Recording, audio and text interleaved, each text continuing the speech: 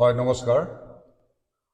যোৱা ৩ মে তাৰিখে ঐতিহ্যমণ্ডিত চাবুৱা আঞ্চলিক ৰঙালী বিহু সন্মিলনৰ শেষ কাৰ্যসূচী আমাৰ সাংস্কৃতিক সন্ধিয়া আছিল আৰু সেই সাংস্কৃতিক সন্ধিয়ালৈ আমি আমন্ত্ৰণ জনাইছিলোঁ প্ৰিয়ংকা ভৰালীক।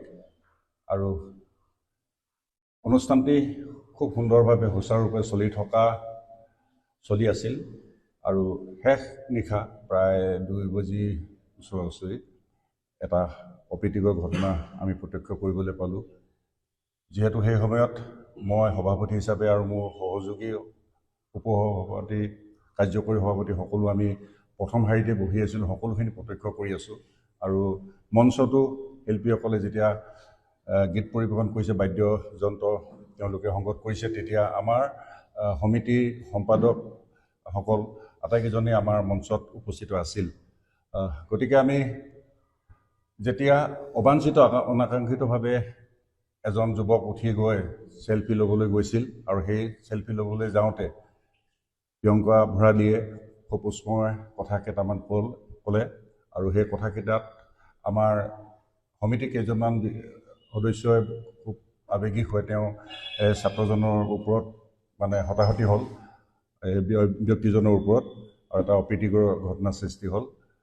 আৰু সেই ক্ষেত্ৰত আমি ক'ব বিচাৰোঁ যে আচলতে প্ৰিয়ংকা ভৰালীয়ে যি মন্তব্য প্ৰকাশ কৰিছিল আৰু সেই মন্তব্য মতে তেওঁ কৈছিল যে এইটো আমি হাঁহি মাতি ইয়াতে এৰিম আৰু এইখিনি কথা, আৰু কিন্তু গৈ তেওঁ গুৱাহাটীৰ পৰা পুনৰ আকৌ ফেচবুকত তেওঁ লিখিলে যে মঞ্চত তেওঁ শাৰীৰিকভাৱে অপদস্থ হৈছে বুলি। সেইখিনি আমি খুব দুখ পাইছোঁ, এটি ক'ব নালাগিছিল তাই।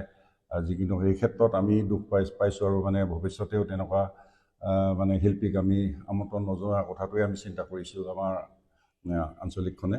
আৰু যি অপ্ৰীতিকৰ ঘটনাৰ সৃষ্টি হৈছিল, সেই অপ্ৰীতিকৰ ঘটনাৰ বাবে আমি যিকেইজনৰ লগত আমাৰ সমিতিৰ মানুহ মেম্বাৰ সদস্যই তেনেকুৱা ধৰণৰ হতাহতিত লিপ্ত হৈছিল, আজি ৰাজহুৱাভাৱে আমি চাবুৱাৰ পৰিদৰ্শন বাংলো যিটো আছে ভৱন, তাৰ সন্মুখতে আমি গোট খাই আৰু আটাইকেইজনৰ সমিল মিলে মিলাপ্ৰীতি আৰু মানে মাফ খোজা এটা আমি কাৰ্যসূচী লৈছিলোঁ। আৰু তাত মানে যিসকল আমাৰ ৰাইজ আছিলে, মানে সদস্য যিসকল আমাৰ বিহু সন্মিলনৰ সদস্য, সভাপতি সম্পাদককে প্ৰমুখ কৰি বিষয়ভাৱে সকলো উপস্থিত আছিল। আৰু যিজন ছাত্ৰ চেলফি ল'বলৈ গৈছিল আৰু তেওঁ মানে ঘটনাত পতিত হৈছিল, তেওঁৰ গাঁৱৰ সন্মুখৰ ৰাইজো আহিছিল আমাৰ ওচৰলৈ, আৰু চাবুৱাবাসী ৰাইজৰ সন্মুখত আজি মিলাপ্ৰীতি এটা পৰিৱেশ সৃষ্টি হ'ল।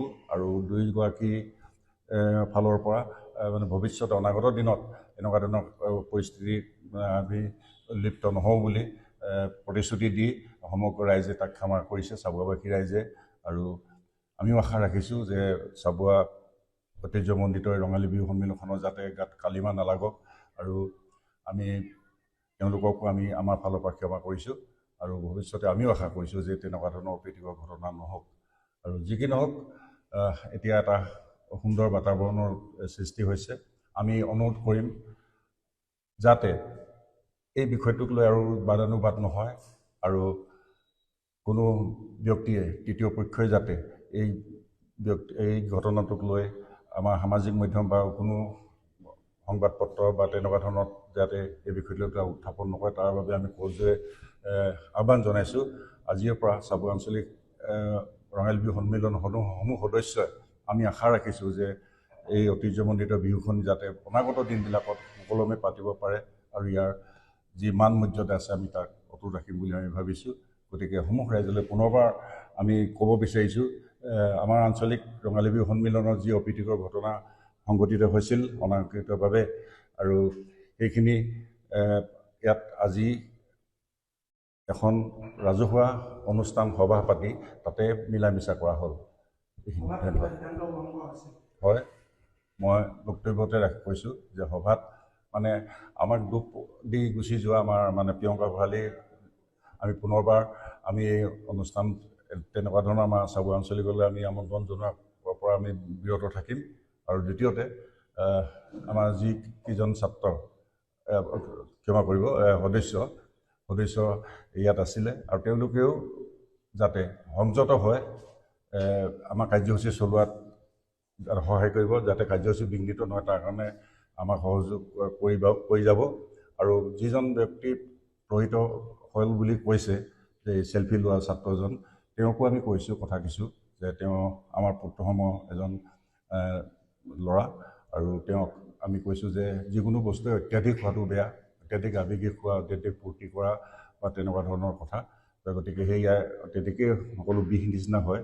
তেওঁ মঞ্চলৈ উঠি যাব নালাগিছিল বুলি আমি ক'ব বিচাৰিছোঁ, কাৰণ কেলৈ তেওঁ ভাল মনেৰে গৈছে।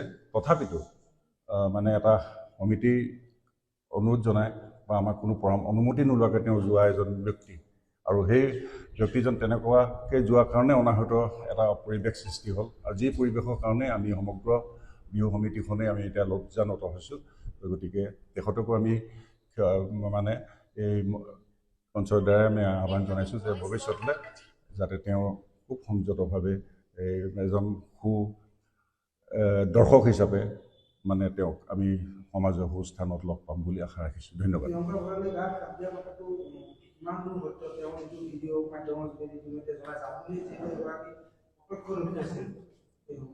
চক অনুষ্ঠানটো একেবাৰে মই প্ৰথমেই কৈছোঁ যে প্ৰথম শাৰীতে আমি বহি আছোঁ প্ৰথমৰ পৰা শেষলৈকে, আৰু মঞ্চত আমাৰ সম্পাদক সভাপতি সকল আছে, সদস্যসকল, আৰু সেই সময়ত যদি তেনেকুৱা এটা পৰিৱেশ সৃষ্টি হৈছিল নিশ্চয় আমাক অৱগত কৰিব লাগিছিল, কিন্তু আমাক কোনো তেনেকুৱা ধৰণৰ অৱগত হোৱা নাই। মাজতে এবাৰ প্ৰিয়ংকা ভৰালীয়ে যিখিনি সত্য কথা আমি ক'ম যে আপোনালোকে অকণমান আঁতৰি যাব, যে আমাৰ বিভিন্ন ধৰণৰ ৱায়াৰবিলাক সংযোগ কৰা আছে, টনাটনি হ'লে মানে ছিগি যাব, এইবিলাক কথা তেওঁ এবাৰ কৈছিল যে আমাৰ অসুবিধা হয়, প্ৰয়োজন অনাৱশ্যকীয়ভাৱে কোনোবা মানুহ উঠি থাকিলে ইয়াত আপোনালোকে আমাক মানে বাদ্যযন্ত্ৰত সংগতকাৰীসকলক আৰু আমাক গীত পৰিৱেশন কৰিবলৈ সুবিধা দিয়ক বুলি তাই কৈছিল। কিন্তু কোনো তাৰমানে প্ৰত্যক্ষ আমাৰ হোৱা নাই যে তাই কৈছে যে মোক শাৰীৰিকভাৱে অপদস্থ হৈছোঁ বুলি, কিন্তু আমি তেনেকৈ দৃষ্টিগোচৰ হোৱা নাই।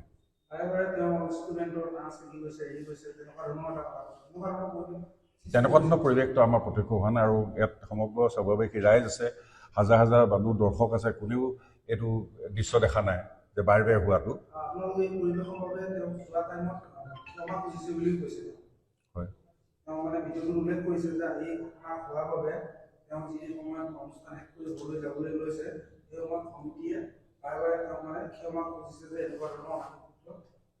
হয়, অতি শ্ৰদ্ধাৰে সাদৰেৰে আমি আমন্ত্ৰণ কৰি আনিছোঁ বুলি ভাবিছিলোঁ এগৰাকী খ্যাতনামা সংগীত শিল্পীক, আৰু তাইক মানে আমি আমন্ত্ৰণ কৰি আনি আমাৰ আমন্ত্ৰিত সমিতিখনে নিশ্চয় তেওঁক শ্ৰদ্ধা জনাব লাগিব।